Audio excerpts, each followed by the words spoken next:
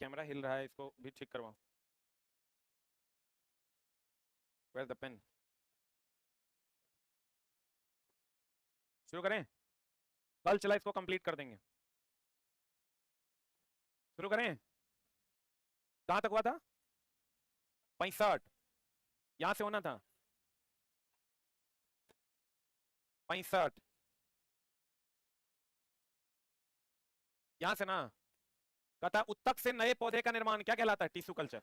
उत्तक से नए पौधे का निर्माण क्या कहलाता है? चला, टिश्यू कल्चर। राइजोपस बीजाणु समासंग द्वारा जनन करते हैं, जिसको हम स्पोरेंगियम कहते हैं। ये आपको याद रखना है, कुछ खास नहीं है। दो भिन्न जीवों की युग्मक कोशिकाएं, कौन जनन? लैंगिक जनन में युग्मक द्वारा क्या बनाता है? युग्मनज। ये हमेशा ध्यान रखिएगा, क्वेश्चन आता है युग्मक से क्या बनता है? युग्मनज बनता है। युग्मक से क्या बनता है? चला, युग्मनज बनता है। क्रोमोजोम से जो है, क्रोमोजोम से युग्मक बनता है, युग्मक से युग्मनज बनता है। क्रोमोजोम से युग्मक बनता है, युग्मक से क्या बनता है? युग्मनज बनता है। युग्मनज से ही जीव का निर्माण यानी भ्रूण का निर्माण होता है। जीव कहिए या भ्रूण का निर्माण होता है। क्रोमोजोम से युग्मक का निर्माण होता है, युग्मक से युग्मनज का निर्माण होता है, युग्मनज से जीव या क्या? भ्रूण का निर्माण होता है। लिख लिए? यही ऑर्डर रहेगा, हमेशा इसी से क्वेश्चन पूछता है। क्रोमोजोम से कहेगा क्या बनता है, एक ऑप्शन दे देगा युग्मक, एक ऑप्शन दे देगा युग्मनज। क्या मारिएगा? युग्मक। युग्मक नहीं रहेगा तब युग्मनज। तो देख लीजिए यहाँ, युग्मनज वृद्धि एवं परिवर्धन द्वारा नए जीव में विकसित होता है। युग्मनज से ही ना नया जीव बनता है। क्रोमोजोम से क्या बनेगा? युग्मक। युग्मक से क्या बनेगा? युग्मनज। युग्मनज से क्या बनेगा? जीव। हम बोले थे चला, गतिशील कोशिकाएं किसमें होती है? नर युग्मक में कि मादा युग्मक में? गतिशील जनन कोशिकाएं नर युग्मक में होती है। अस्थिर तथा जिस जनन कोशिका में भोजन का भंडारण संचित रहता है उसे, भोजन का भंडारण जब भी होगा मादा में युग्मक में ही ना होगा रे। मेल युग्मक में भोजन होता है क्या? भोजन का संग्रह जब भी होगा, प्लेसेंटा वगैरह जितना है सब कहाँ होता है? मादा युग्मक। सामान्यतः परागन किस रंग का होता है? ये जो परागन होता है वो किस रंग का होता है? पीले रंग का। पूछता है लिटमस पेपर किस रंग का होता है? बैगनी रंग का। लिटमस पेपर बैगनी रंग। बेरियम सल्फेट सफेद, लेड आयोडाइड पीला। याद है? तो परागन किस रंग का होता है? पीले रंग। आधार पर उभरा फूल भाग अंडाशय है, मध्य क्या है? वर्तिका, तथा ऊपरी भाग क्या है? वर्तिकाग्र। ये जो ऊपरी भाग है चला, ये देखो ये वाला भाग है वर्तिकाग्र। क्या है ये? कहता है मध्य भाग, ये वाला भाग जो है ये क्या है? वर्तिका है। और उभरा हुआ आधार वाला जो भाग है, ये वाला भाग क्या है? अंडाशय। सबसे ऊपर कौन है? वर्तिकाग्र। मध्य वाला भाग क्या है? वर्तिका। सबसे नीचे वाला भाग अंडाशय। कहते हैं आधार पर उभरा, आधार पर बेस में सबसे नीचे कौन है? उभरा फूला हुआ भाग। देखो ये फूला हुआ है, बोलो रे। उभरा फूला भाग क्या है? अंडाशय। बीच वाला भाग क्या है? वर्तिका। सबसे ऊपर वाला भाग क्या है? वर्तिकाग्र। तो आपको कहेगा कि बताओ परागन कहाँ होता है? कहाँ होता है? वर्तिकाग्र। कहाँ होता है परागन? जो होता है, ये जो परागन है ये कहाँ होता है? वर्तिकाग्र पर। परागन किस रंग का होता है? पीले रंग का होता है। किस रंग का होता है? एक लाइन लिख लो, परागन वर्तिकाग्र पर होता है। परागन, परागन जो होता है चला, ये कहाँ होता है? वर्तिकाग्र पर होता है। परागन कहाँ होता है? वर्तिकाग्र पर होता है। परागन कहाँ होता है? वर्तिकाग्र पर होता है। सबसे ऊपर वाला भाग कौन है? वर्तिकाग्र। उससे नीचे वाला भाग वर्तिका। सबसे नीचे वाला भाग अंडाशय। फूला हुआ भाग अंडाशय, उभरा हुआ भाग अंडाशय। परागन कहाँ होता है? वर्तिकाग्र पर। एक ही पुष्प में पुंकेसर तथा वर्तिकाग्र का निषेचन किसके द्वारा होता है? स्वपरागन। मतलब अपने अपने से निषेचन होगा तो उसको हम लोग क्या कहेंगे? स्वपरागन। एक होता है एक लिंगी, एक होता है द्विलिंगी। अगर स्त्री के सर और पुंकेसर दोनों होगा तो क्या होगा? द्विलिंगी। एक कोई होगा तो एक लिंगी। बीजांड बीज में परिवर्तित होता है और अंडाशय फल में। बीजांड किसमें? बीज में। और अंडाशय फल में विकसित होता है। भ्रूण विकसित होकर क्या बनेगा? नवोद्भिद। अरे भ्रूण ना नवोद्भिद बनता है रे। जो हम लोग कहते हैं युग्मक, युग्मक से युग्मनज, युग्मनज से भ्रूण, अब भ्रूण से नया बच्चा नवोद्भिद, जिसको हम लोग कहते हैं ये हो गया तुम्हारा नवोद्भिद। जो पहला भ्रूण जो अपने निश्चित शेप में आता है तो उसको हम लोग नवोद्भिद कहते हैं। क्या कहते हैं उसको? नर जनन कोशिका अथवा शुक्राणु का निर्माण कहाँ होता है? टेस्टिस में। बोलो रे। नर का जो भ्रूण होता है, नर का जो शुक्राणु होता है वो गतिज होता है कि स्थैतिक होता है? इसका निर्माण कहाँ होता है? टेस्टिस में। कहाँ होता है? टेस्टिस अर्थात वृषण में होता है। प्रोस्ट्रेट तथा शुक्राशय अपने स्राव शुक्रवाहिका में डालते हैं, जो शुक्राणु को तरल, स्नेहक तथा पोषण प्रदान करता है। और एक चीज और ध्यान रखना, प्रोस्ट्रेट के काम में ही शुक्राणु का सफेद रंग होता है। प्रोस्ट्रेट में ही शुक्राणु का कौन रंग होता है? सफेद रंग होता है। प्रोस्ट्रेट में ही शुक्राणु का कौन रंग होता है? सफेद रंग।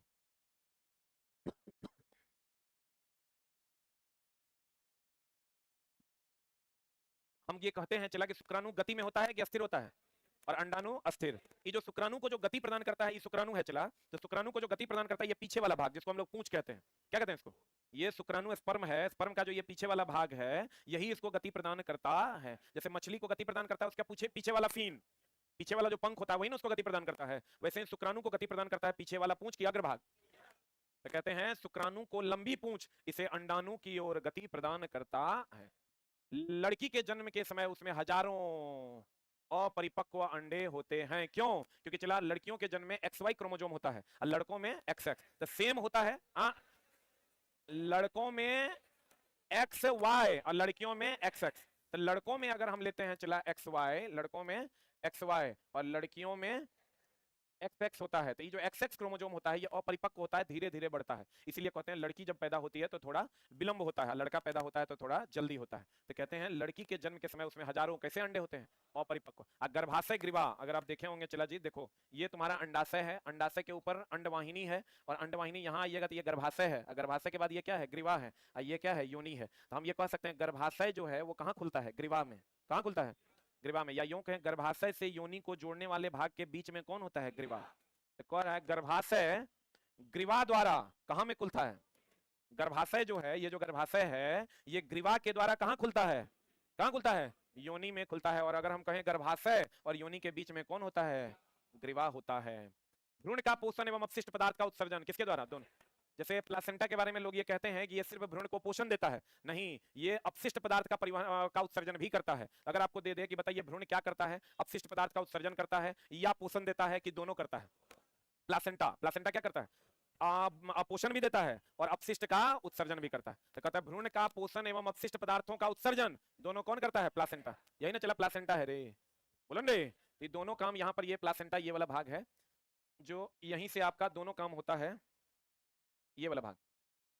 अब ये वाला भाग ये समझो कि सही तरीके से अगर चला, अभी तुम जब डॉक्टर के पास जाओगे, कोई गर्भ धारण कर ली महिला, तुम उसको किसी डॉक्टर के पास जाओगे, इतना तरह से तरह ठगेगी वो, या ठगेगा। जो गायनोकोलॉजिस्ट जितना है उसमें महत्तम से महत्तम ठग है।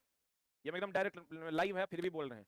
मतलब मेरे सिस्टर के केस में पैसा डरा दी कि वो 3 दिन तक रोते रही, तब हम पटना बुलाए, फिर डॉक्टर दिखाए और तब जाके ठीक हुआ। मतलब मेरा भांजा होने वाला था, यहाँ जो है चला ये प्लासेंटा को बता रही थी कि प्लासेंटा यहाँ है, मतलब नीचे डिप कर गया है। नीचे डिप कर गया है तो बहुत ज्यादा ब्लीडिंग होने के चांसेस हैं, और इसके कारण कभी भी ब्लीडिंग हो सकता है, कभी भी कोई प्रॉब्लम आ सकता है। अब पता चला कि अब फिर उसके बाद दूसरा बात क्या, वो तो होवे किया, दूसरा बात फिर क्या कह दी कि नहीं, इसमें जो है ना क्रोमोसोम में गड़बड़ी आ गया है, हो सकता है हार्ट में छेद हो, या हो सकता है कोई एक अंग काम ही नहीं करेगा एक। अब जिस माँ को ये बात कह दिया जाए कि तुम्हारा जो बच्चा तुम्हारे पेट में है उसमें या तो हार्ट में छेद होगा, या नहीं तो कोई एक अंग काम नहीं कर सकता है। अब सोचो उस माँ पर क्या गुजरेगी। और जब उसको हम लेके यहाँ लाके जांच करवाए तो पता चला कि ऐसा कुछ नहीं है। वो मैडम जो अनीता मैम से जांच करवाए, बहुत अच्छी डॉक्टर है, यहाँ है तुमको बस स्टैंड में, बस स्टैंड से थोड़ा उधर है अनीता मैम, जिसकी पुतहू का हॉस्पिटल है ज्योतिपुंज। वो डायरेक्ट बोली कि ये अपने आप, अभी तो 3 महीना बउआ होने में टाइम है, 3 महीना से पहले तो ये अपने आप भर जाएगा, और हुआ बउआ कुछ नहीं हुआ। दूसरा गड़बड़ी लोग क्या कर रही है, देखो जितना ही गायनोकोलॉजिस्ट सब, ये सबका हॉस्पिटल ही गलत धंधे से बहुत लोगों का चल रहा है, सब काम नहीं कर रहे हैं। अब वो क्या करेगी, जैसे तुम किसी का बउआ होने वाला है, मान लो 10/4/2024 को मान लो होने वाला है, तो बउआ होने का डेट लिखती है कि कहिया होगा, वो तोरा में लिख देगी 10/3/2024। देखो बउआ तो चला 7 महीना 8 महीना 9 महीना, थोड़ा बहुत टाइम का अप्स एंड डाउन होता है, वो लिख देगी 10/3/2024। अब तुम 10/3/2024 को जैसे आएगा तू परेशान हो जाएगा। लोग परेशान हो जाते हैं कि भैया 10/3/2024 आ गया और अभी तक पेन नहीं हुआ है, लिवर पेन स्टार्ट नहीं हुआ है, बउआ कैसे होगा, नहीं होगा तो कैसे होगा। तो तू पहुंच जाएगा फिर डॉक्टरनी मैडम के पास कि मैडम देखिए आप तो इतना डेट दिए थे, 2 दिन डेटो बीत गया, अभी तक नहीं हो रहा है लिवर पेन। अब वो क्या करेगी, वो कहेगी भर्ती हो जाओ। भर्ती हुआ, भर्ती होने के बाद फिर लिवर पेन नहीं हो रहा है, नहीं हो रहा है, नहीं हो रहा है, वो कहेगी ऑपरेशन करना होगा। ऑपरेशन जैसे कहेगी करना होगा तो तुम डरो ना डरो, माँ जो होगी वो एकदम डर जाएगी, पिता भी डर जाएगा, माँ के जो फैमिली के लोग होंगे सब डर जाएंगे। तो कहेगा चलो ऑपरेट कर दो। जैसे ऑपरेट बोला कि 50,000, 40, 45, 35, 40, 50। और नॉर्मल डिलीवरी होगा तो 6,000 की दवाई खाली बिकेगा। तो वो क्या करेगी, चला तुमको जैसे बउआ को ऑपरेट करके निकाल देगा, 10-15 दिन का गैप में ऑपरेट करके भी निकालेगी तो कोई दिक्कत, उसको पता है कि कब हम निकालेंगे तो कोई दिक्कत नहीं होगा, और निकाल देगी, उसका 40,000 का बिल बन जाएगा। तो सेम कहानी सबके साथ किया जाता है, लोग समझ नहीं पा रहे हैं। और दूसरा क्या करता है कि जैसे तुम जाओगे तो हर 15 दिन का अल्ट्रासाउंड तुम जाके देखो ना, 1500 टका, उसमें डॉक्टरनी मैडम का जो हिस्सा रहता है वो रहता है 1200, और 300 रहता है वो जो बेचारा अल्ट्रासाउंड करता है वो 300 या 500 जो भी रहे। तो हर 15 दिन 20 दिन पे अल्ट्रासाउंड करेगा। वो एक बार कह दिया कि बच्चा जो है ना उलट गया, बच्चा उलट गया, अब माँ टेंशन में है कि अरे बाप रे मेरा बच्चा उलट गया, बच्चा होने में दिक्कत होगा। ऑपरेट करना होगा, सब बात घुमा फिरा के वो लेके जाएगा कहां, ऑपरेशन पे। ऐसा ना कहेगा क्या, तुम कहोगे नहीं हमारा ऑपरेशन नहीं करना, आप जानिए इतने जैसे तोरा बोला कि आप जानिए, मेरी सिस्टर के केस में 15 दिन 20 दिन पहले वो भर्ती कर दी, वो बीटेक की हुई है, इंजीनियरिंग की हुई है, उसको किसी से डर वर नहीं लगता है, उसको बोली कि ऑपरेट करना होगा, बोली नहीं हम ऑपरेट नहीं करेंगे, तो बोलती है आप जानिए, तो बोली ठीक है मेरा बच्चा हम जानेंगे। चल आई घर 20 दिन बाद जब लेबर पेन स्टार्ट हुआ गई और नॉर्मल डिलीवरी हुआ, कहीं कोई दिक्कत नहीं। मेरा एक बड़ा भाई है और एकदम हिम्मत के साथ डॉक्टरनी से खाली इतने तरह कह देगी ना आप जानिए, पूरा परिवार घर नहीं जा पाएगा रे दोस्त, वैसा डरा देगी। अब तुम कहेगा उपाय सर क्या है, इस सब के उपाय हम तरह बताते हैं। मेडिकल में जो केस हम ले लिए वो केस समझो 100% सॉल्व होना है, कितनों भयानक बीमारी होगा ठीक कर देंगे हम अपने हिसाब से, लेकिन ओकरा सोचेंगे समझेंगे, हम अपन बुद्धि विवेक से ओकरा सलाह देंगे, उस हिसाब से करेंगे। अब और भी बहुत सारा ओकरा पास 100 जुगाड़ है तोरा भर्ती करने का, कोनो जुगाड़ में नहीं फंसना है। ये चला, ये जो अरबों जनसंख्या है कोई ना कोई माँ ही जन्म दी है, नहीं दी है। मेरा एक चचेरा भाई साफे समझो कि छिटको पड़ा आदमी है, उसकी बीवी को बउआ होने वाला था, तो वही डॉक्टर नहीं थी, वो बोली कि ऑपरेट करना होगा, बोले नहीं करना है ऑपरेट, चलो रे उठो, लेके चल दिया वो, चल दिया। 20 दिन के बाद जब नॉर्मल डिलीवरी हो गया, एक नर्स थी उसी के घर पे रह के नॉर्मल डिलीवरी हो गया, बउआ लाके दिखाई, देखो ले जाके वो डॉक्टर ने 500 टका का नंबर लगा के चैम्बर में घुस के दिखाई कि देखो हुआ है बच्चा, नॉर्मल डिलीवरी हुआ है। ये चला जनहित में जारी है कि बहुतों का, बहुत सारी माओं को हम चला बचा लेंगे, हमको ऐसा लगता है। अगर उपाय तो हम बताते हैं तुरंत तुम्हारे दिमाग में क्लिक करेगा कि सर सही कर रहे हैं। अभी तो तरह समस्या बताए, तुम कहोगे अगर हो सकता है बच्चा उलट गया हो सकता है उसमें कोई गड़बड़ी हो और हम जिद पर अड़ जाए और बच्चे को नुकसान हो जाए, ऐसा भी तो हो सकता है, नहीं हो सकता है, एकदम हो सकता है। हम ही थोड़े डॉक्टर हैं, हम तरह कह देंगे तू वहां जिद पे और जाएगा, नहीं जो होगा सो होगा, पता चला कुछ हो गया तो गड़बड़ जाएगा। एकदम सिंपल सा उपाय है, बच्चे की मां को लेके सीधा सरकारी अस्पताल में चल जाना है, डॉक्टर मैडम से मिल लेना है, गायनोकोलॉजिस्ट जहां पर मिले अच्छे बड़े अस्पताल में जाके मिल लीजिए, 5 टका का पुर्जा कटा के वो तुमको सब बात सही सही बता देगी, चुपचाप घर चलना एकदम। हम तुम समझो मेरी सिस्टर है, हम तो पे चला लाखों की करोड़ों खर्च कर सकते हैं, हम पुर्जा लेके एम्स गए, एम्स में मैडम को दिखाए, गायनोकोलॉजिस्ट थी, उसको दिखाए, तब वो 3-4 को मैडम के साथ केस डिस्कस की, बोली अपने ठीक हो जाएगा, कुछ करने का जरूरत नहीं। तब सिस्टर को डॉक्टर मैडम के पास ले जाके बैठा के समझवा दिए, तब वो अस्थिर हुई। डिप्रेशन में बच्चा पर गलत इफेक्ट पड़ जाता है। इसलिए तुमको क्या करना है, तुम्हारे किसी भी फैमिली मेंबर के साथ अगर बच्चे का ये वाला प्रॉब्लम हो तो सीधा सरकारी अस्पताल पुर्जा उठाओ, सरकारी अस्पताल जहां गायनोकोलॉजिस्ट बैठती हो उससे जाके मिल लो, क्योंकि ओकरा तो चला ऑपरेशन करने से फायदा है नहीं, ओकरा ऑपरेशन करने से पैसा मिलेगा और ओकरा ग्लव्स लगा के ब्लीडिंग वगैरह झेलना पड़ेगा, तो वो सोचती है ऑपरेशन नहीं हुआ, जब सही बात वगैरह बताते हैं, और ऑपरेशन नहीं हो इससे वो बचती भी नहीं है, क्योंकि रिस्क नहीं लेगी, वो कह देगी तुमको कि देखो ऑपरेशन का मामला बन रहा है, तो ऑपरेशन सरकारी अस्पताल में कर देना है। कभी भी गायनोकोलॉजिस्ट, आई मेरा एक दोस्तवा है, वो छोटा बच्चा को उसकी बउआ हुई है, उसको इंजेक्शनों लगवाता है 2800 में जाके, हम बोले ये करब जनसंख्या सरकारी अस्पताल में सुइया लगा के हुआ है, ठीक ना, ऐसा घोर कलयुग नहीं आ गया कि सब मरिए जाएगा, इसलिए एकदम नहीं डरना और स्टैंड करना, बोलना आप चलिए, दीदी है भाभी है जो भी है उसको लेके जाना है सरकारी अस्पताल और वहां पर जाके गायनोकोलॉजिस्ट से मिलना, फिजिशियन से ना, गायनोकोलॉजिस्ट से मिलकर सही सजेशन लेना है और तब उसी के हिसाब से उसका काम करवाना है। इसका प्रॉपर वे में ध्यान है, तुम हजारों माओं की जान बच जाएगी। चला, ये लोग धंधा बना के रख दिया, हम सोचे थे इस पर एक दिन वीडियो बनाएंगे, लेकिन संजोग ऐसा है कि आज मौका मिल गया। ये देखे तो हमको रिपोर्ट आया चला, इसका ये वाला भाग जो था यहाँ था, अब वो बोल रही थी धीरे धीरे यहाँ शिफ्ट हो जाएगा, जितना टाइम था उतना टाइम में यहाँ शिफ्ट होवे नहीं करता, बहुत आसानी से डिलीवरी हो गया और हो गया, कहीं कोई दिक्कत नहीं हुई। तो प्लासेंटा जो है तुम्हारा, ये जो प्लासेंटा है ये भ्रूण को पोषण भी देता है और अपशिष्ट को बाहर भी निकालता है। क्लियर है? अब कहते हैं चला, गर्भाशय की पेशियों के लयबद्ध संकुचन से शिशु का क्या होता है, जन्म। इसमें जो संकुचन होता है ना चला, जिसके कारण इस पर प्रेशर पड़ता है और ये कहां चला जाता है, बाहर। इसके जैसे हम लोग क्रमाकुंचन से भोजन ग्रहण करते हैं, वैसे ही लयबद्ध संकुचन से ये कहां जाता है, बाहर। पहले ये फैलता है जिससे शिशु को स्थान मिलता है और उसके बाद इसमें संकुचन होता है जिसके कारण कहां चला जाता है, बाहर निकल जाता है। गनोरिया, सिफिलिस जीवाणु से तथा मस्सा और एड्स किससे, वायरस से। ई दोनों का चला इलाज है, ई दोनों का इलाज संभव नहीं है। लक्षणों की वंशागति का सिद्धांत कौन दिया था, मेंडल। सबको पता है वंश की गति, मेंडल ने आनुवंशिकता का सिद्धांत दिया था, बोलो रे। तो लक्षण तो आनुवंशिक न होता है, बोलो नहीं कहते हैं रे, ये तो बाप पे गया है, ये तो दादा पे गया है, ये तो माई पे गया है, तो लक्षण जो होता है वो आनुवंशिक होता है। मेंडल आनुवंशिकता की खोज किया, इसका मतलब लक्षणों के वंशागति का सिद्धांत कौन दिया, मेंडल ने दिया। मेंडल प्रारंभिक शिक्षा कहां हुआ था, गिरजाघर, तथा इसके बाद वियना विश्वविद्यालय से प्राप्त किया था। F1 पीढ़ी जानता चला, F1 पीढ़ी, F2 पीढ़ी पढ़ा होगा तुम लोग। गोल झुर्रीदार बीज, लंबे बौने पौधे, सफेद बैगनी फूल का चयन किया गया था। F1 पीढ़ी में चला सब होता है, F2 में सिलेक्टेड होता है। F1 में दो है, वो फिनोटाइप है, वो क्या है, जीनोटाइप। तो F1 का सभी पौधा कैसा लंबा निकलेगा, जब F1 फिनोटाइप कितना 3:1 और जीनोटाइप 1:2:1। बड़ी सबको रट्टा मारने की कोई आवश्यकता नहीं है, एनसीईआरटी में है तो एक लाइन देख लो।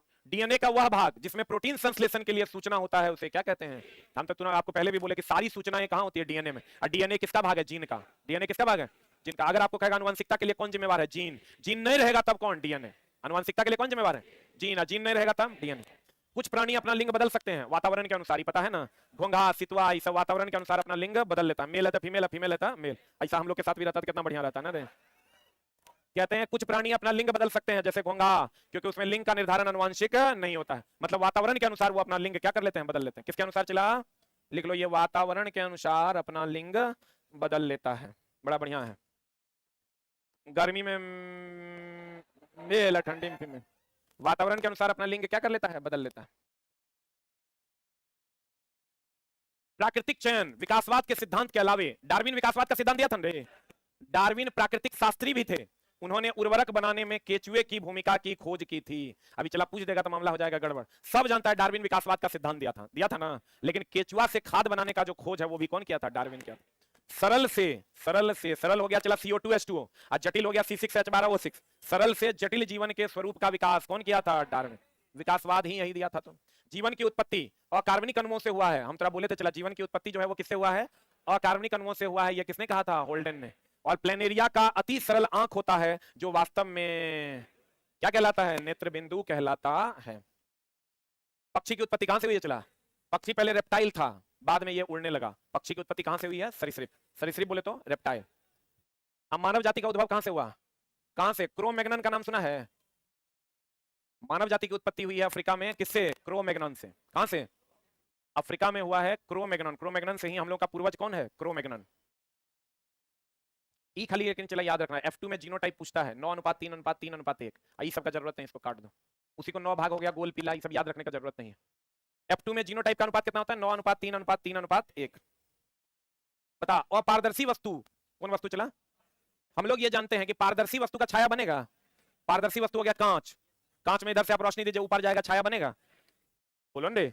अर्ध पारदर्शी का बनेगा, हम पीछे पढ़ाए तो याद करो, पारदर्शी, अपारदर्शी और अर्धपारदर्शी। लेकिन अपारदर्शी वस्तु का छाया जो बनेगा कि नहीं बनेगा, जैसे हम अपारदर्शी हैं कि पारदर्शी, पारदर्शी, अपारदर्शी है तो मेरा छाया बनेगा ना। तो कहते हैं अपारदर्शी वस्तु का तीक्ष्ण छाया बनता है, सबसे कमजोर छाया बनेगा अर्धपारदर्शी का, अपारदर्शी का छाया नहीं बनेगा। लिख लो यहीं पर, पारदर्शी होगा कांच में ही पार से ऊपर प्रकाश जाएगा, छाया बनेगा। पारदर्शी छाया नहीं, अर्धपारदर्शी कमजोर छाया, अपारदर्शी होगा उसका तीक्ष्ण छाया बनेगा। कैसा छाया बनेगा, तीक्ष्ण छाया बनेगा। चला, अपारदर्शी और प्रकाश पार नहीं कर पाएगा, तीक्ष्ण छाया बनवे ना करेगा।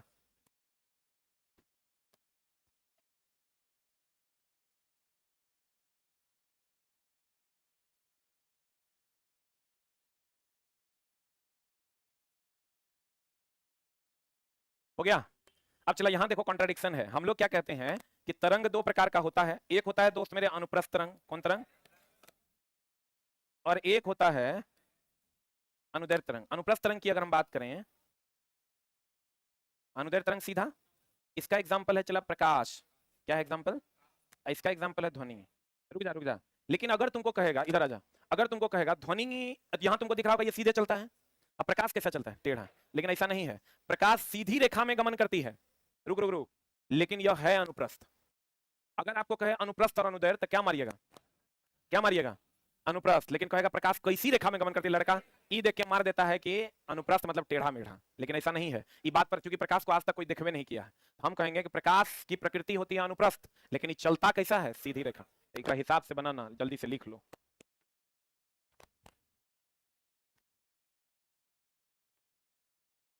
अच्छा चला, लाइव से फायदा हुआ कि रिकॉर्डेड रहता है यूट्यूब पे तब फायदा होता है। लाइव से तो नहीं लग रहा है, रेगुलर वे में सब क्लास तुम लोग पढ़ लिया, पता नहीं 2-4% लोगों को तो चला IPC के कानून से भी दिक्कत है। अरे इंडियन पिनल कोड में बलात्कार के प्रति कानून बनल है, तो बलात्कारियों को दिक्कत है, बोलन रे, मर्डर के लिए कानून बनल, तो डेली कहता है हटा दीजिए कानून। सही है कि गलत, अभी जो तुम लोग पढ़ रहा है ये प्रॉपर सिंसियर वे में पढ़ रहा है, एक भी लाइन छोड़ना नहीं है। यही अगर हम खाली रिकॉर्डेड कर देते तो मन को तू समझा लेता, अच्छा देख लेंगे, हो जाएगा।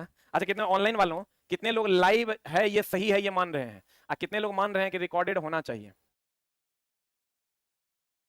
रिकॉर्डेड तुमको अंधकार की ओर ले जाएगा, लाइव तुमको प्रकाश की ओर ले जाएगा। अपना अपना कमेंट्स कीजिए, फिर हम देखते हैं। आ जाओ इधर, देखो चला, जैसे हम लोग कहते हैं ना, इलेक्ट्रॉन का बहाव किधर की ओर होता है, निगेटिव से पॉजिटिव, जबकि धारा का प्रवाह पॉजिटिव से निगेटिव। वो भी उल्टा होता है, कि वो ये उल्टा होता है कि विद्युत धारा जो है वो तरंग, प्रकाश तरंग जो है अनुप्रस्थ है, लेकिन वो गमन कैसी करती है, सीधी। प्रकाश तरंग अनुप्रस्थ है लेकिन गमन कैसी करती है? सीधी। आई भी ध्यान रखना, धारा का प्रवाह पॉजिटिव टू निगेटिव, इलेक्ट्रॉन का प्रवाह निगेटिव टू पॉजिटिव। जो दिखता है वो है नहीं। जल्दी।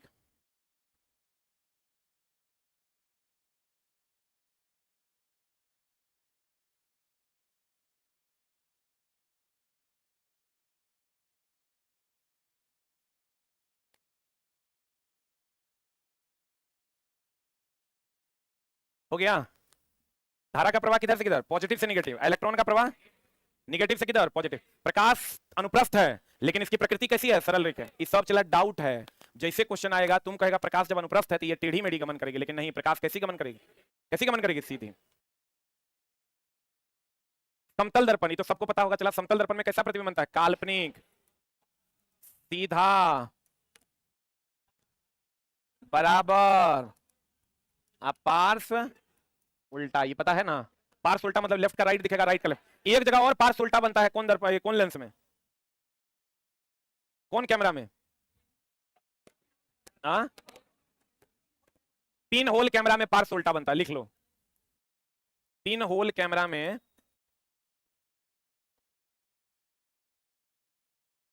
पार्श्व उल्टा बनता है। पिन होल कैमरा में पार्श्व उल्टा बनता है।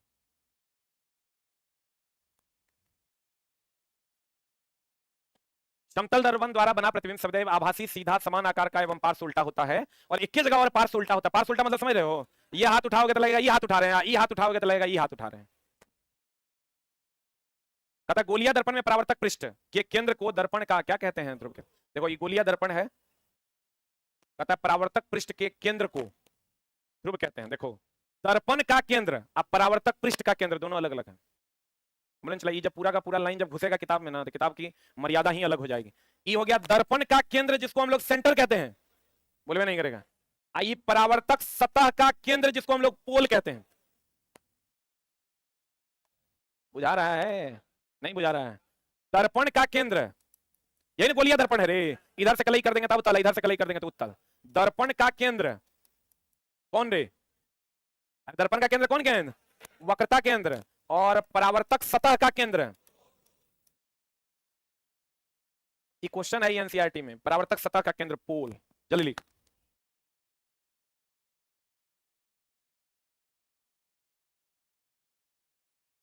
नोट नहीं बना पाता है क्या रे?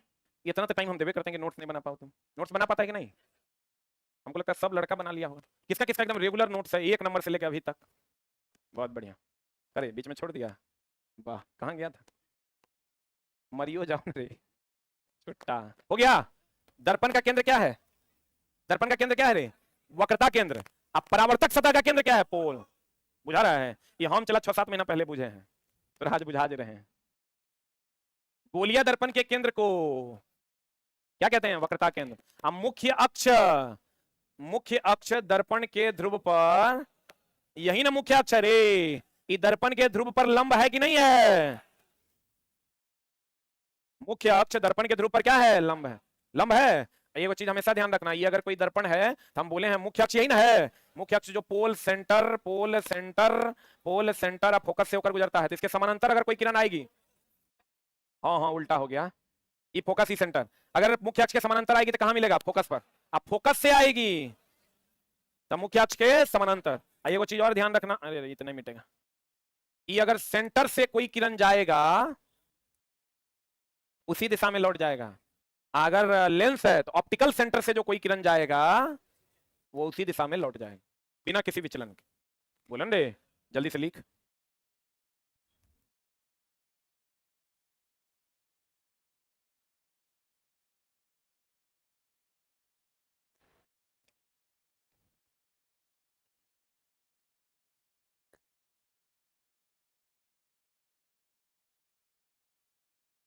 हो गया?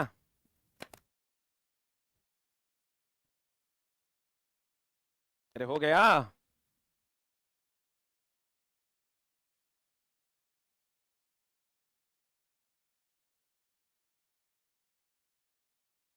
इस टेस्ट का टाइम थोड़ा सा चला चेंज होगा। मैथ के टेस्ट का भी टाइम थोड़ा चेंज होगा। हमारे टेस्ट का टाइम वैसे तो वही रहेगा, 10-15 मिनट का झोल है। हमारा टेस्ट का टाइम हो जाएगा 7 से 8, ठीक है। और मैथ वाले सर का टेस्ट का टाइम हो जाएगा 6 से 7। हमको ऐसा लग रहा है कि 1 घंटा बच्चा का बर्बाद कर देते हैं हम तनी इधर हैं तनी उधर हैं, उसके चक्कर में बच्चा अभी क्या कर रहा है, 4 बजे आता है, 9 बजे जाता है, क्लास करता है, उचारे को रहता 5 घंटा है ना। 1 घंटा खराब हम कर रहे हैं, तो हम अपना दायित्व का निर्वहन करने वाले हैं। और हम तुम्हारा क्लास जो है खाली कुछ नहीं कर रहे हैं, 4 से 5 जीके है ना, इस शुक्रवार से हो जाएगा। ऑनलाइन वालों आपके लिए नहीं है, जो यहाँ पर जो टेस्ट चलता है उसका 5 से 6 जो है तुम्हारा रीजनिंग चल जाएगा, और 6 से 7 में हो जाएगा तुम्हारा मैथ, और 7 से 8 में हो जाएगा तुम्हारा साइंस। और हम 8-10 तक छोड़ देंगे बोलेंगे, और फिर 9-20 से हम लोग यूट्यूब पे लाइव हो जाएंगे, तो सब शेड्यूल प्रॉपर हो जाएगा।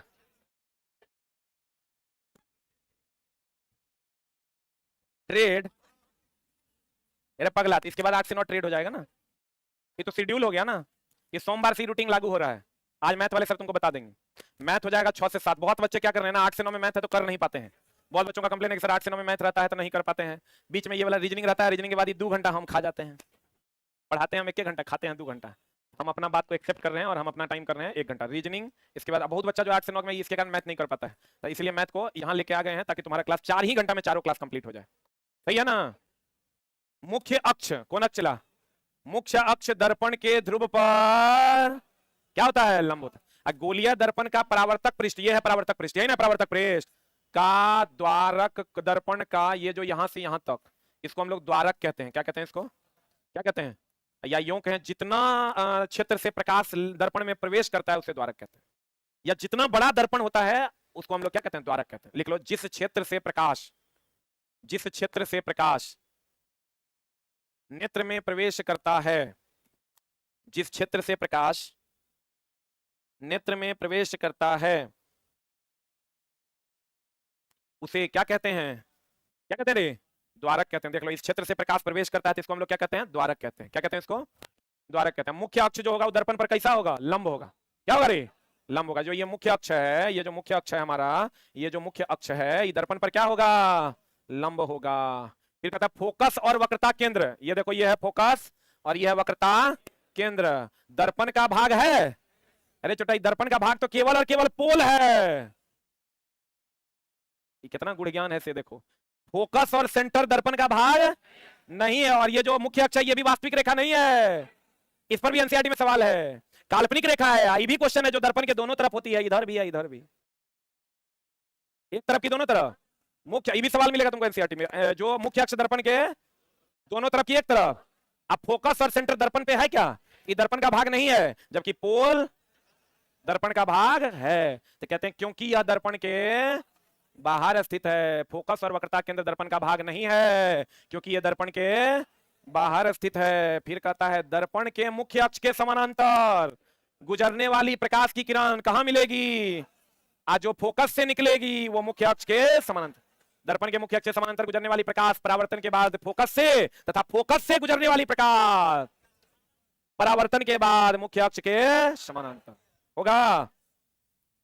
दर्पण में वक्रता केंद्र तथा लेंस में, ये जो दर्पण में जो केंद्र है ये होता है वक्र, ये फोकस, इसको कहते हैं वक्रता केंद्र बोलेंगे। और लेंस में जो केंद्र है इसको कहते हैं प्रकाशीय केंद्र, ऑप्टिकल सेंटर। ये दोनों से होकर जो प्रकाश जाती है ये उसी पथ पर लौट जाती, कहते हैं दर्पण के में वक्रता केंद्र ये सी, तथा लेंस के प्रकाशीय केंद्र यानी ओ बोलो ना रे, से गुजरने वाली प्रकाश की किरण विचलन उसी दिशा में लौट जाती है। पीछे ही हम लिखवा दिए हैं, बोलो ना रे। अब कहता है चला सौर भट्टी, कौन भट्टी, सौर भट्टी में चाहिए केंद्रित करने वाला कि विस्तार करने वाला।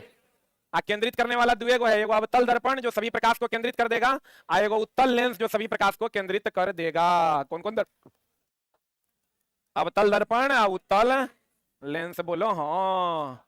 कहते हैं क्या, सौर भट्टी यानी सोलर प्लेट की बात कर रहा है, मैं सूर्य के प्रकाश को केंद्रित करने के लिए अवतल दर्पण और उत्तल लेंस, क्योंकि उत्तल दर्पण लोगे तो क्या करेगा, बिखरा देगा, और उत्तल लेंस भी लोगे तो क्या करेगा, बिखरा देगा। इसलिए अवतल दर्पण और उत्तल लेंस, बोलो हाँ, बोलो रे हाँ। अब बताओ आवर्धन, इसको लिख लिया, केंद्रित यही दोनों करता है, बिखराता इसका उल्टा है, उत्तल दर्पण अवतल लेंस। जितना सोलर प्लेट है सब में अवतल दर्पण यूज करता है, क्योंकि केंद्रित कीजिएगा तब ना, प्रकाश एक जगह केंद्रित होगा तो विद्युत में बदलेगा।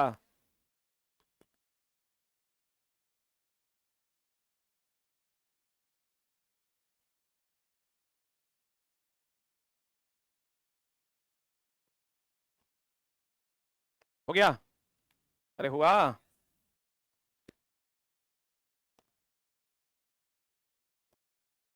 देखो चला, आवर्धन को हम बढ़िया से पढ़ा देते हैं।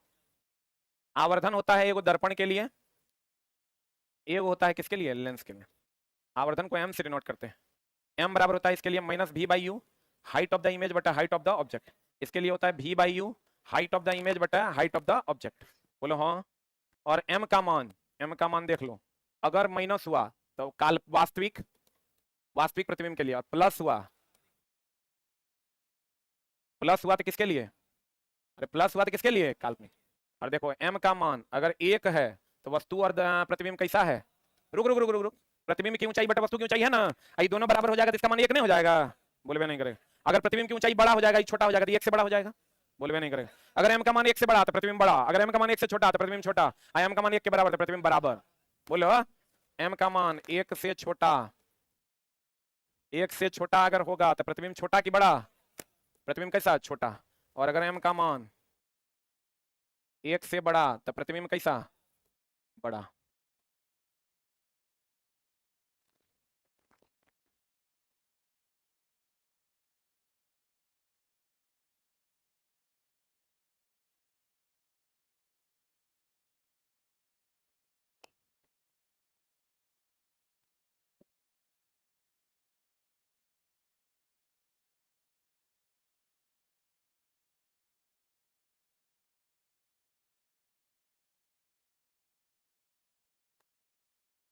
मेरी साइंस की क्लास जो बच्चे ऑनलाइन हैं, कल लास्ट क्लास होगा 6:15 वाला, जो हमने 700 ऑनलाइनर्स की बात की थी वो कल कंप्लीट कर देंगे हम। और इसके बाद आपको यूट्यूब पर, लेकिन हम फिर भी उपलब्ध होंगे 9:20 में। अभी हम डेली पढ़ाते हैं, अगर आपको हमसे पढ़ना हो 20 अच्छे अच्छे प्रश्न तो आप 9:20 में आइए और हमसे आप साइंस का 20 सवाल पढ़ सकते हैं, सब एग्जाम के लिए, चाहे वो ड्राइवर हो, टेक्नीशियन हो, ग्रुप डी हो, बीएसएससी हो, किसी भी एग्जाम के लिए। वो है एएलपी टेक्नीशियन का टेस्ट, लेकिन वो हर एग्जाम के लिए होगा। 9:20 में डेली आप 20 क्वेश्चन हमसे पढ़ सकते हैं। हो गया? अरे हुआ? अरे बढ़े, एक के बराबर होगा तो बराबर, एक से छोटा प्रतिबिंब छोटा, एक से बड़ा प्रतिबिंब बड़ा, ऐसे भी चला। कल्पना हमेशा पॉजिटिव होता है, कल्पना करते हैं, कभी काश हम जूता खा रहे हैं, कल्पना हमेशा कैसा होता है, पॉजिटिव। वास्तविकता हमेशा कैसी होती है, निगेटिव। वास्तविकता में हम लोग जूता खाते हैं, बोलो रे। कल्पना हमेशा कैसी होती है, पॉजिटिव। देखो ऋणात्मक आवर्धन है मतलब वास्तविक की काल्पनिक, और धनात्मक आवर्धन है मतलब काल्पनिक, सही है ना। कहता है गोलीय लेंस का केंद्र, किसका केंद्र है, हेलो गोलीय लेंस, इसका केंद्र यही ना है। गोलीय लेंस का केंद्र वक्रता केंद्र तथा लेंस का वक्रता केंद्र प्रकाशीय केंद्र, आए है गोलीय लेंस का केंद्र, रुक जा रुक जा, गोलीय लेंस का केंद्र, रुक नहीं यार, प्रकाशीय केंद्र कहलाता है। गोलीय लेंस का केंद्र क्या कहलाता है, प्रकाशीय केंद्र। दर्पण का केंद्र क्या कहलाता है, वक्रता केंद्र। दर्पण का केंद्र क्या कहलाता है, वक्रता केंद्र। दर्पण पर केंद्र क्या कहलाता है, पोल, बोलो रे। दर्पण पर केंद्र क्या कहलाता है, पोल। और दर्पण का केंद्र क्या कहलाता है, वक्रता केंद्र। और लेंस का केंद्र क्या कहलाता है, प्रकाशीय केंद्र, ऑप्टिकल सेंटर। लेंस में सभी माप कहां से ली जाती है, और यही ओए से लिया जाता है। और दर्पण में सभी माप कहां से लिया जाता है, पोल से, यहां से लिया जाता है। बोलो हाँ कि नहीं। कहते हैं लेंस में सभी माप प्रकाशीय केंद्र से तथा दर्पण में सभी माप कहां से लिया जाता है, ध्रुव से। और सभी प्रकार के परावर्तन पृष्ठ, देखो ये पूछता है क्वेश्चन कि बताइए, निम्न एनसीईआरटी का क्वेश्चन है कि किस पृष्ठ पर परावर्तन का नियम लागू होगा। ऐसा दे दिया है, ऐसा दे दिया है, तो हम कहेंगे सभी पृष्ठ पर, सभी दर्पण में और सभी पृष्ठ पर परावर्तन का नियम लागू होता है। सभी लेंस में अपवर्तन का नियम लागू होता है। किसी भी प्रकार का पृष्ठ रहेगा तो उस पर परावर्तन का नियम लागू होगा। आपतन कोण परावर्तन कोण के बराबर होगा, आपतित किरण, परावर्तित किरण और अविलंब तीनों एक तल में होगा। तो किसी भी प्रकार के सरफेस पर ही लागू होता है। एनसीईआरटी में जाइएगा तो सवाल आपको मिलेगा। तो बताइए क्या होगा, सभी प्रकार के परावर्तन पृष्ठ परावर्तन के नियम का पालन करते हैं, चाहे वो सीधा हो या टेढ़ा। देखो चला, ये रेटिना जो है, यहाँ जो ये रेटिना है कैमरे की भांति ही प्रयोग किया जाता है। जैसे कैमरा में प्रतिबिंब बनता है, लड़का इसमें कॉर्निया रेटिना कुछ ना कुछ मार देता है, कहेगा आंख का कैमरा कौन, आंख का कैमरा रेटिना, पीछे वाला भाग के आगे वाला। आंख का जो केंद्र होगा, आंख का क्या होगा, चला आंख का कैमरा अगर हम बात करें तो वो कौन होगा, रेटिना, क्योंकि कैमरा पर प्रतिबिंब बनता है। कैमरा पर क्या बनता है, प्रतिबिंब। और यहाँ जो रेटिना पर प्रतिबिंब बनता है वो कैसा प्रतिबिंब बनता है, वास्तविक। उल्टा और वस्तु से छोटा, वास्तविक उल्टा और वस्तु से कैसा छोटा प्रतिबिंब बनता है। तो आपको कहेगा आंख का कैमरा, रेटिना की कॉर्निया, पीछे वाला भाग कि आगे वाला भाग। क्यों इसको कहते हैं आंख का कैमरा? क्योंकि उसी पर प्रतिबिंब बनता है। कैसा प्रतिबिंब बनता है? वास्तविक उल्टा और छोटा। नेत्रदान में किसका उपयोग करते हैं? बाहरी भाग का ना, कॉर्निया का ना। याद ना रहे तो याद रखिए, पहले सी होता है, बाद में आर होता है, बाहर में सी होता है, अंदर में आर, यानी बाहर कॉर्निया, अंदर रेटिना। ये चला कॉर्निया रेटिना में कुछ ना कुछ बच्चा मार देता है। बीपीएससी टीआरई 3 के लिए साइंस का क्लास लाइए। आप बोले थे न्यूमेरिकल पढ़ाएंगे। जी जनाब एकदम पढ़ाएंगे। ऐसा बात करते हैं, मर थोड़े गए हैं हम, मर गए क्या रे? ऐसा बात करते हैं। तुम लोग देखो 15 दिन से रिचार्ज नहीं करवा रहा है कोई। किस दुख में हम हैं वो हम जान रहे हैं, लेकिन फिर भी किसी को कुछ नहीं कह रहे हैं। रिचार्ज हमको लगता है जो रिचार्ज समझो साइंस टेस्ट में डेली का रिचार्ज है कम से कम 40,000 रुपए का। अब वो रिचार्ज अभी आता है 5200 का, 5400 मैथों से रीजनिंगों से कम। कुछ बोले हम तरह गया मेरा ना गया। तो योग खड़ा होकर पढ़ा रहे हैं तो कहता है उधर से, लगता है इस वीडियो को ऐप पर बेचेगा। अरे छोटो, कभी तो साफ नियत से कुछ कर लो। एकदम एक नंबर का चोट्टा है। अभी वो लड़का लिख रहा है लगता है इसको ऐप पर बेचेगा। मतलब इतना दरिद्रता आ गया है कि अब एक उठा के हम ऐप पर डाल के बेचेंगे। दे नहीं रहते चला इसलिए कि तुम प्रॉपर वे में पढ़ रहा है। अभी देखो किसी को कुछ बोलना पड़ रहा है, चुपचाप आता है पढ़ के जाता है। अब 2-4% बोले आईपीसी के कानून से भी दिक्कत है। कैमरे की भांति कौन होता है? रेटिना। प्रकाश एक पतली झिल्ली से होकर नेत्र में प्रवेश करता है। यहीं से ना नेत्र में प्रवेश करता है। इसको हम लोग कॉर्निया या स्वच्छ मंडल कहते हैं। बोलो हाँ। सबसे बाहरी भाग भी यही ना है रे। तो कहते हैं, गौर फरमाइएगा, नेत्र गोलक का व्यास देख लो चला है। जो व्यास है, ये व्यास पूछा है इस बार कहां पर? बीपीएससी टीआरई 2.0 में, 3.0 में ना, 2.0 में कि नेत्र गोलक का व्यास कितना होता है? 2.3 सेंटीमीटर। 2 कितना 3 सेंटीमीटर आपके नेत्र गोलक का व्यास होता है। प्रकाश किरण का अधिकांश अपवर्तन कहां होता है? कॉर्निया के बाहरी पृष्ठ पर होता है। आप कहिएगा ऐसा क्यों? तो तुम गौर से देखो, अपवर्तन ज्यादा कब होगा? जब अपवर्तनांक का अंतर ज्यादा होगा। लिख लो, अपवर्तन अधिक तब होगा, अपवर्तन का अधिक तब होगा जब अपवर्तनांक में अंतर अधिक होगा।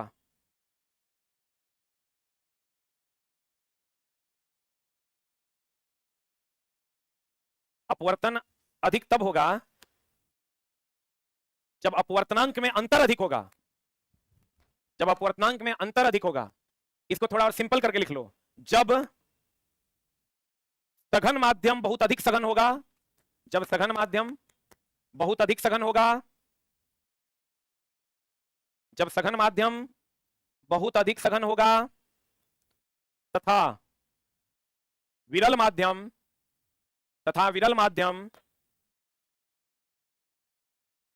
बहुत अधिक विरल होगा। बहुत अधिक क्या होगा चला? बहुत अधिक विरल होगा। सघन माध्यम बहुत अधिक सघन होगा और विरल माध्यम बहुत अधिक विरल होगा। एक बात बताइए चला जी कि ये जो आपका कॉर्निया, यही ना कॉर्निया है, तो देखो तो इधर हवा है और इधर तो द्रव ना है रे, तो सबसे ज्यादा अंतर यही ना होगा। बोले मैं नहीं करेगा। ये बीच में तो जो भी होगा, ये कॉर्निया से जाएगा लेंस में, लेंस से जाएगा एक्वस ह्यूमर में, एक्वस ह्यूमर से जाएगा रेटिना पर, अंदर में तो खाली द्रव द्रव है। लेकिन यहाँ जो अंतर है वो हवा और किसका है? हवा और किसका है? द्रव। तो सबसे ज्यादा अपवर्तन कहां होगा? जब प्रकाश हवा से कॉर्निया के रास्ते लेंस में प्रवेश करेगा। बोले मैं नहीं करेगा। देहाती भाषा में क्या होता है? पूरा जो हो जाता है, तो अर्थ ये है देहाती भाषा में, सब भाषा में कहता है। आंख जो है, आंख का रंग परितारिका पर निर्भर करता है। किसी का काला, किसी का भूरा, किसी का नीला होता है, ठीक ना? तो वही बात हो गया। चला आंख पढ़ा रहे हैं, आप बाहर जाकर सर एने मत देख रहे हैं, आंख तनी गड़िया रहा है, कोनो ड्रॉप ड्रॉप लिख न दीजिए। अरे छोटा हम एमबीबीएस डॉक्टर हो गए रे, हम तो वो बात पढ़ा रहे हैं। एक बार टाइफाइड पढ़ा के निकले, लड़का कहता छुइए सर, हम बुखार जांच करेंगे, पगला कहीं का। प्रकाश किरण, उसके लिए 5 साल का एमबीबीएस कोर्स है आई स्पेशलिस्ट का। प्रकाश किरण का अधिकांश अपवर्तन कहां होता है? कॉर्निया के बाहरी पृष्ठ पर कि अंदरूनी पृष्ठ पर? क्योंकि वहां अपवर्तनांक में अंतर अधिक होता है। फिर कहता है चला परितारिका, आंख के रंग के लिए काला, भूरा और कैसा होता है? नीला। देखो चला, हेई वाला भाग है पुतली, जो हमेशा काला होता है। पुतली, पुपिल, जो हमेशा काला होता है। हेई वाला भाग जो है ना, इसको कहते हैं आइरिस। परितारिका, ये चला काला भी होता है, भूरा भी होता है, नीला भी होता है। आंख का जो रंग होता है वो इसी पर निर्भर करता है। इस सब का करिए होता है। इस सब का कैसा होता है? काला ही होता है बीच वाला। ये जो साइड वाला है ना, इसको जिसको हम लोग आइरिस परितारिका कहते हैं, ये काला भूरा और कैसा होता है, नीला होता है। ये दोनों में बच्चा को बड़ा दिक्कत होता है। कहते हैं परितारिका आंख के रंग के लिए, देख लो ये परितारिका है, ये आंख के रंग के लिए, इसी से हम कहते हैं भूरे आंख वाला, काला आंख वाला, नीले आंख वाला। बोलेंगे नीला आंख वाला मनुष्य नहीं होता, लेकिन बहुत सारे जानवर होते हैं। और बीच वाला हमेशा कैसा होता है, काला। कैसा, अगर आंख के फिगर में ऐसे देखोगे तो बीच वाला भाग को अगर हम दिखाते हैं तो बीच वाला भाग कुछ ऐसा होता है। ई हो गया आइरिस, क्या हो गया ये परितारिका, ई हो गया चला पुपिल। इसी से होकर प्रकाश अंदर प्रवेश करता है। किससे होकर, पुपिल से होकर प्रकाश अंदर प्रवेश करता है। इसी को जब हम इसे फैला देते हैं परितारिका, आइरिस को अगर फैला देते हैं तो प्रकाश ज्यादा आता है पुपिल से, आइरिस को अगर कम कर देते हैं तो प्रकाश कम आता है पुपिल से। बोले मैं नहीं करेगा।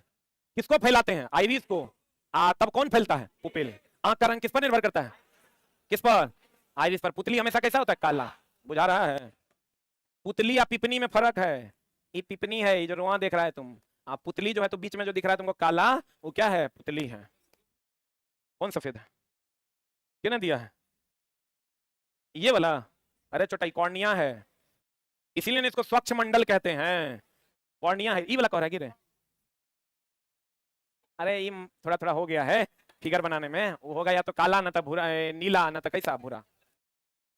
बोलो रे, हो गया। अरे समझा कि नहीं समझा। अब कहता परितारिका, परितारिका पुतली के आकार को नियंत्रित करता है।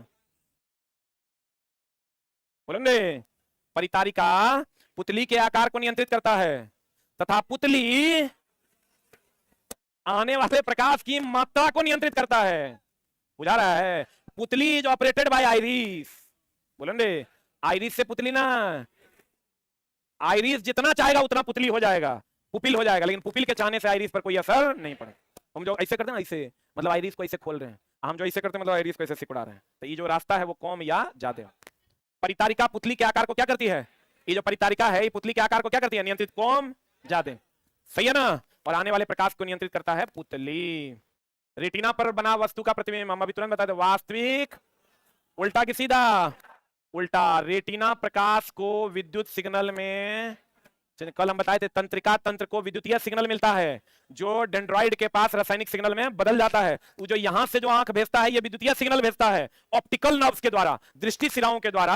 आंख जो है ये ऑप्टिकल नर्व्स के द्वारा विद्युतीय सिग्नल भेजता है जो जाता है तंत्रिका तंत्र में, तंत्रिका तंत्र में डेंड्रॉइड के पास वो रासायनिक सिग्नल में बदल जाता है।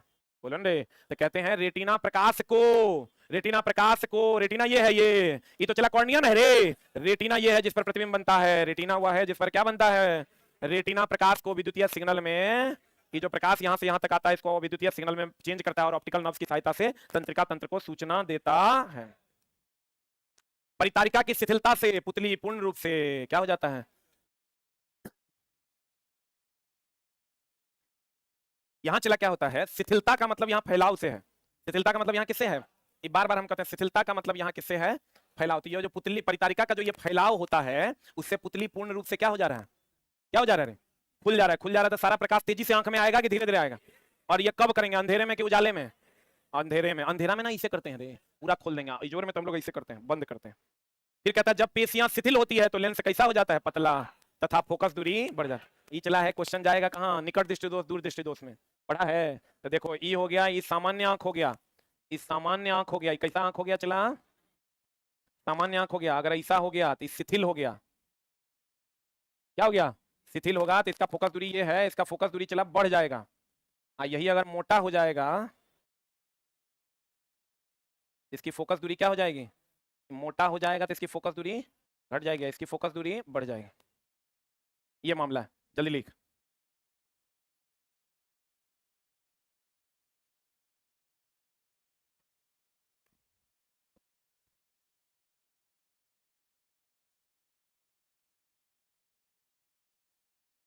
ये वो छोटा लिखता है सर आप कलयुग के परशुराम हैं। परशुराम तो छोटा के कर मुड़ी तुड़ी काट दिया था, वहां गड़बड़ आदमी था वो। वो लिखता है ये झील सी नीली आंखें, कोई राज है इनमें गहरा। वो लिखता है बागेश्वर बाबा 2 और रेल राजा की जय। वो लिखता है मुर्गा लेकर कहाँ आना है। सब फ्लेवर के लोग हैं यूट्यूब पे, समझा। मुर्गा लेकर नहीं आना है, मुर्गा बना के लाना है, लेकर आना है, क्या बोल दिया तेरा।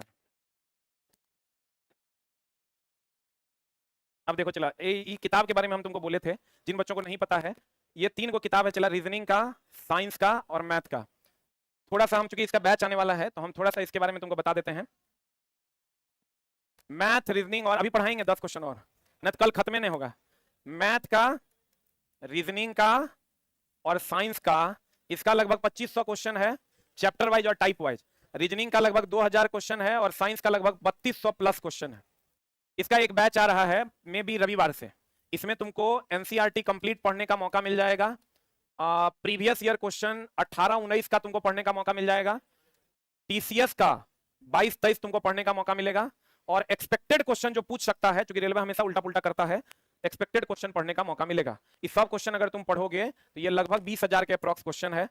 और इसमें टाइप वाइज जब तुम निकालोगे तो एक टाइप का लगभग तुमको 100 के आसपास सवाल मिलेगा। इसी 100 को हम 4 सवाल में बदले हैं, जिसमें एक सवाल का सॉल्यूशन है और बाकी 3 तुमको प्रैक्टिस के लिए मिलेगा, जो यहां से मिलेगा एनसीईआरटी, प्रीवियस ईयर, टीसीएस और एक्सपेक्टेड से। इसका सब्जेक्ट वाइज क्लास स्टार्ट हो रहा है, 3 घंटा डेली चलेगा, संडे टू संडे सप्ताह के 7 दिन चलेगा। और ये बैच 99 रुपया पर सब्जेक्ट में उपलब्ध होगा। 99 रुपया में मैथ, 99 रुपया में रीजनिंग, और मात्र 99 रुपया में तुमको मेरा साइंस पढ़ने का मौका मिलेगा। डेली 20, 25, 30, 35 क्वेश्चन आपको हम करवाएंगे, टाइप वाइज, चैप्टर वाइज। इसका टोटल का फीस होगा 299 रुपया। चाहे आप इंडिविजुअल लीजिए या एक साथ लीजिए, फीस उतना ही लगेगा, 299। ऑफलाइन के बारे में कल बता पाएंगे कि होगा कि नहीं, हम टाइम नहीं मिला है, आज पूछेंगे। अगर एक रूम खाली होगा तो जितना रूम का कैपेसिटी होगा उतना ऑफलाइन में भी एडमिशन ले सकते हैं, लेकिन बहुत ज्यादा चांस है कि ऑफलाइन ये बैच नहीं रहेगा। ठीक है, और ये क्लास अभी से एग्जाम तक चलेगा, संडे टू संडे। ये इतना क्वेश्चन हम पढ़ाएंगे, चला, इसके बदले तुमसे फीस लेंगे कितना रुपया, 99 टका। जिसको जरूरत होगा रविवार से ये बैच होगा, अभी बैच पैनल पर उपलब्ध नहीं है। कल से ये बैच, कल हम एक स्पेशल वीडियो बनाएंगे, अनाउंस करेंगे, कल से ये बैच उपलब्ध होगा। और क्या क्या इसमें हम देंगे, कहां से एडमिशन होगा, इस सब कल के वीडियो में हम आपको बता देंगे। कल सवेरे सवेरे ये वीडियो आपको मिल जाएगा, जिसमें हम पूरा डिटेल बता देंगे, सिलेबस कोर्स कहां से लेना है और क्या क्या पढ़ाएंगे, कैसे कैसे पढ़ाएंगे। रविवार को हम ये बैच स्टार्ट कर रहे हैं। कहता है परितारिका में शिथिलता, पुतली पूर्ण रूप से क्या हो जाएगा, खुल जाएगा। कहता है ध्यान दीजिएगा, चला, जब पेशियां शिथिल होगी, क्या होगी, चला, तो लेंस कैसा हो जाएगा, पतला। अभी तुरंत बताए थे, जब लेंस पतला हो जाएगा तो उसकी फोकस दूरी बढ़ जाएगी कि घट जाएगी, बढ़ जाएगी। केवल एक नेत्र का दृष्टि क्षेत्र लगभग कितना डिग्री, 150 डिग्री, तथा दोनों नेत्र मिला के 180। इसीलिए देखना, रेलवे वगैरह में जाओगे ना तो एक आंख झांप के भी चेक करेगा, दोनों आंख खोल के भी चेक करेगा। अगर आप दोनों आंख से देखिएगा, इतना से देखिएगा तो 150 से देखो, यहीं तक हमको दिख रहा है 150 तक। आइए खोल देते हैं तो इधर दिखेगा, एक बार करके देखो। एक आंख खोलो, तुमको देखो 180 तो ऐसे हुआ रे, 180 सीधा ना। एक आंख से देखोगे तो इतने दिखेगा, देखो 150। आज दोनों खोल दे, देखो इन्हें मत भी दिखेगा, दिख रहा है। एक आंख से देखोगे 150, 150 का कवर करोगे, और दोनों आंख से देखोगे 180, कितना। ये तो सबको पता होगा, चला, द्विफोक्सी लेंस जो जरा दृष्टि दोष में यूज करते हैं, उसमें ऊपर में अवतल और नीचे क्या होता है, उत्तल। बोलो हाँ, ऊपर अवतल नीचे उत्तल। नहीं याद रहे तो पहले अ बाद में ऊ, पहले ऊपर बाद में नीचे। क्लियर है। एक आंख से कितना 150 और दोनों से कितना 180। और द्विफोक्सी लेंस में ऊपर अवतल और नीचे उत्तल लेंस होता है। ऊपर अवतल और नीचे क्या, उत्तल लेंस होता है। उत्तल लेंस को पठन लेंस कहते हैं। अब बोले चला कैसे, उत्तल लेंस में जो जो वस्तु नजदीक आती है बड़ा प्रतिबिंब बनता है। अवतल लेंस में नजदीक आएगी, दूर आए छोटे बनेगा। अरे बोले नहीं करेगा। उत्तल लेंस पढ़ा है ना रे। अरे उत्तल लेंस में जो जो वस्तु नजदीक आती है प्रतिबिंब बड़ा कि छोटा, अवतल लेंस में हमेशा छोटा। बोले नहीं करेगा। तो भैया हम क्या चाहते हैं, हम लोग एगो लेंस लेके ऐसे पढ़ते हैं, देखा गोलका ही रहता है, तो उसमें क्या होता है, जो जो नजदीक जाता है हमको बड़ा दिखाई देता है, दूर जाता है तो छोटा। तो इसका मतलब पढ़ने के लिए कौन लेंस, उत्तल की अवतल। क्यों उत्तल, क्योंकि जब वस्तु नजदीक आएगी तो बड़ा प्रतिबिंब बनेगा, जब दूर जाएगा तो छोटा। अवतल में तो खाली छोटे दिखेगा, छोटा दिखेगा, छोटा हमको और छोटा दिखेगा, तो हम काहे देखेंगे। बोलो ना रे। तो आपको कहेगा पठन लेंस के रूप में कौन सा लेंस, उत्तल। अपवर्तित किरण को ही, अब देख लो चला, एक तो परावर्तित किरण को निर्गत किरण कहते हैं ना, या आपतित किरण, ये जो ऐसे गया इसी को निर्गत किरण कहते हैं। लेकिन चला अगर अपवर्तन होगा तो आपतित किरण ही है, अपवर्तित किरण जो है यही निर्गत किरण है। बोले नहीं करेगा। परावर्तित किरण तो निर्गत किरण है, निर्गत मतलब जो जाए कि आए, जाए ना, निर्गत होना मतलब जाना। तो निर्गत किरण यहाँ परावर्तित किरण है, लेकिन अगर अपवर्तन की घटना होगी तो अपवर्तित किरण जो होगा वही निर्गत किरण होगा। पता नहीं बुझा रहा है कि नहीं, अरे बोलो ना रे। कहते हैं अपवर्तित किरण कौन किरण है, निर्गत किरण है। निर्गत किरण तथा आपतित किरण के बीच के कोण को क्या कहते हैं, देख लो चला, ई है आपतित किरण है। अरे बोलो हाँ। ई हो गया निर्गत किरण। बोलो हाँ। इसके बीच का जो कोण है यही ना विचलन कोण है रे। बोले नहीं करेगा। आपतित किरण और निर्गत किरण के बीच का जो कोण है, कौन कौन है विचलन को फिगर बना लो। किरण कैसे गया है देख लो, ये किरण ऐसे गया, फिर ऐसे आया, फिर ऐसे चला गया। ये जो किरण है यही डेल्टा विचलन कोण है। जल्दी लिख।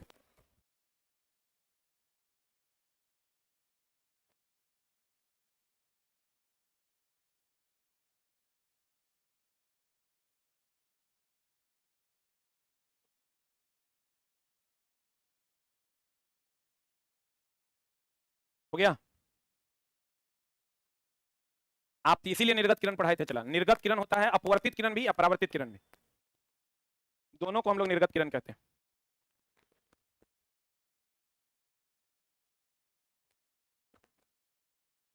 हो गया? निर्गत किरण और आपतित किरण, ये आपतित किरण है, इस दोनों के बीच के कोण को कौन कौन कहते हैं? विचलन। पता चला इंद्रधनुष में सूर्य के आपतित प्रकाश को वर्षा की बूंदें क्या करती है? अपवर्तित तथा विक्षेपित करती है। विक्षेपित करती है तब ना 7 रंग में विभक्त होता है। और तत्पश्चात पूर्ण आंतरिक परावर्तन नहीं, आंतरिक परावर्तन करती है। पुनः यह किरण अपवर्तित होती है तथा विक्षेपित करती है, जिससे पूर्ण आंतरिक परावर्तन होता है। इसको चला थोड़ा सा डिटेल में बताना पड़ेगा, ना तो मामला हो जाएगा गड़बड़। यहां तक कोई दिक्कत है तो बताओ। एक अंक से कितना? 150। अब दोनों से कितना? 180। आइरिस प्रकाश पुतली को नियंत्रित करता है कि पुतली आइरिस को? आइरिस पुतली को। आंख का रंग किस पर निर्भर करता है? आइरिस पर। बीच वाला भाग हमेशा कैसा होता है? काला। कैसा? काला ना? पक्का ना? अब क्या को बचा? 77 को। अभी अब आज क्या को हुआ है? आज क्या को हुआ है? 65। कल चला तनी टाइम से आना, ठीक ना? कल 20 में लाइव करेंगे और कल कंप्लीट करेंगे। आज की कार्रवाई यहीं तक।